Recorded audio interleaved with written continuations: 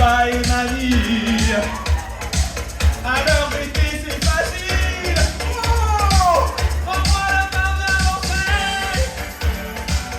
J'ai du soleil sur ma peau, qui dans le cœur un manteau. J'ai dans la tête un oiseau qui se lit tout haut. Ok, viens danser sous les soleils des tropiques. Bonsoir à tous, merci.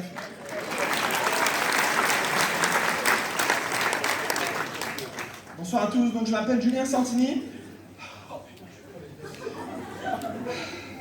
Je représente la France. Des Français dans la salle? Heureusement que vous êtes là.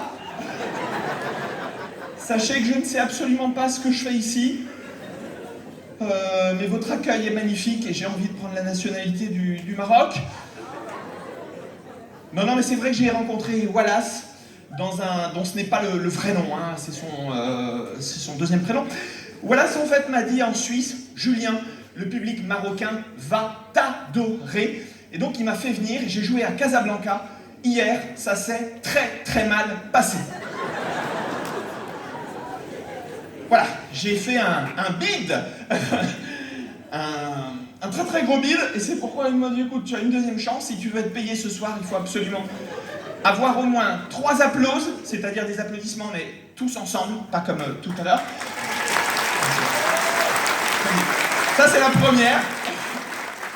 Que les gens se lèvent et que les fans dégradent leur soutien.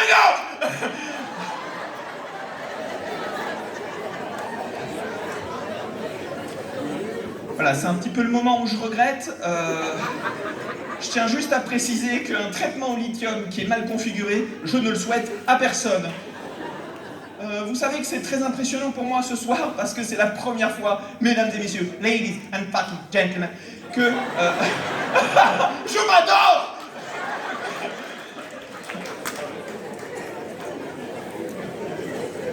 Je vous préfère 100 fois Casablanca. Oh là là, les gens étaient... Oui Voilà, donc... Non, c'est la première fois que je joue dans une salle, mesdames et messieurs, de 850 personnes. Et normalement... Non, c'est bon, c'était trop tard.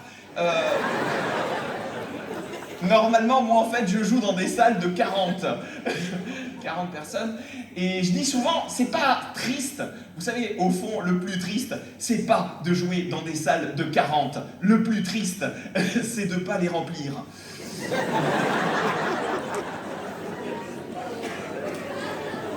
Ce passage commence très très fort, je n'en ai pas l'habitude, c'est pourquoi je vais me calmer, je vais vous refaire une chauffe, je vais vous chauffer et ensuite je finirai ce passage.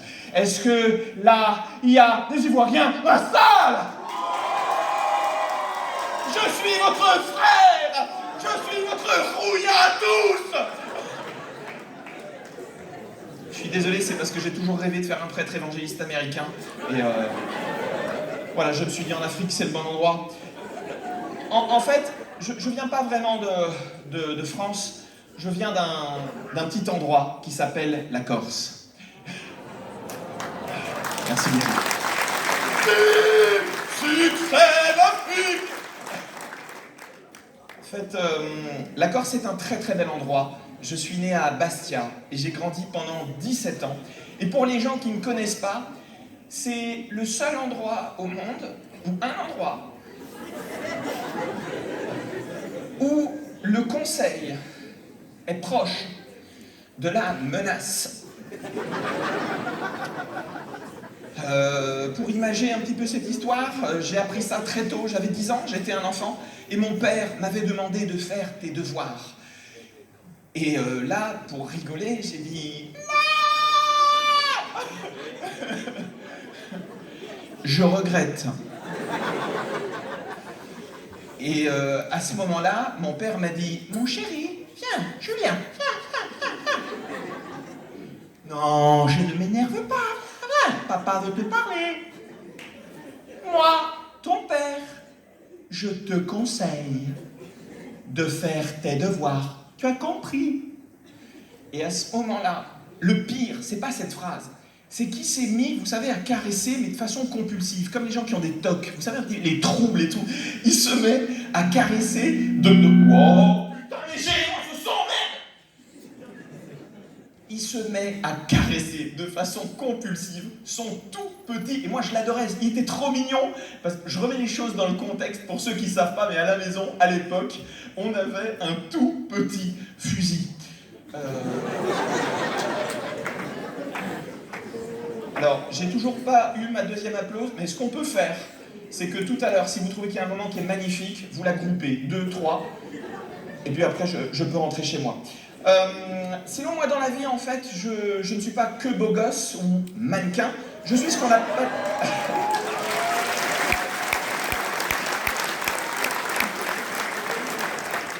Mais voilà, je vais pas parler de ça, mais je vous ferai un aveu tout à l'heure si vous voulez qu'on se parle tout. Parce que hier, vous savez que tout le monde fait des photos, je sais que le magnifique est attendu tout à l'heure avec ses fans.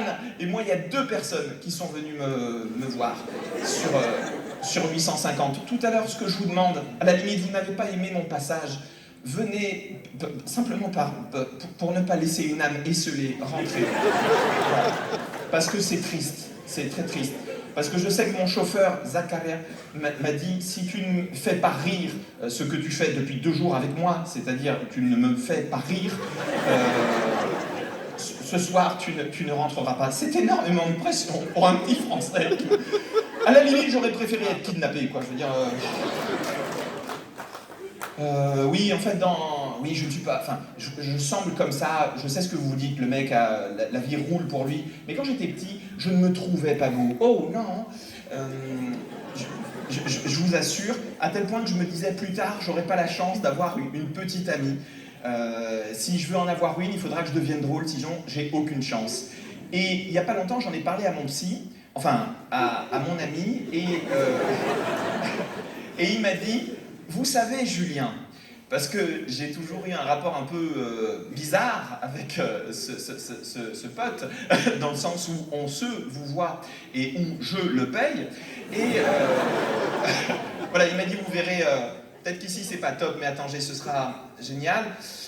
Donc pour finir, oui, est-ce qu'il y a des gens qui connaissent un peu la fonction publique, l'administration en France ? Vous voyez? Donc moi je suis fonctionnaire. Mon vrai métier c'est fonctionnaire. C'est pas bouffon, c'est fonctionnaire. Et c'est vrai que beaucoup de gens me disent qu'est-ce que tu fais comme travail exactement, Julien? Malheureusement, voilà, je pourrais pas vous le dire ce soir, pour une raison qui est simple, hein, qui est que je ne le sais pas. Mais j'étais persuadé que j'étais fonctionnaire parce qu'on avait beaucoup de réunions. Et je sais maintenant, à force de faire des réunions, comment arrêter une réunion publique en France. Il suffit de poser une question. Peut-être ici c'est pareil. Mesdames et messieurs, la question qui arrêtera toutes les réunions dans le monde. Excusez-moi. Très bien. Mais au final, qui fait quoi?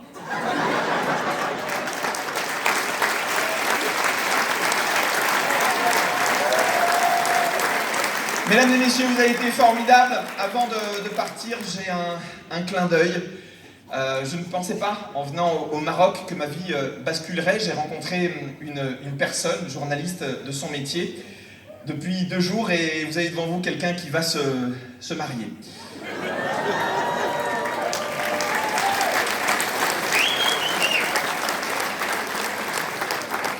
Alors je sais ce que vous allez dire, comment ce gars, même si, ok, il est pas mal, les Ivoiriens, vous allez vous dire, comment a-t-il fait? Eh bien, j'ai une petite spécialité. Je vais vous la faire avant de partir. Attention, si d'autres dames sont troublées, je ne pourrai pas satisfaire tout le monde.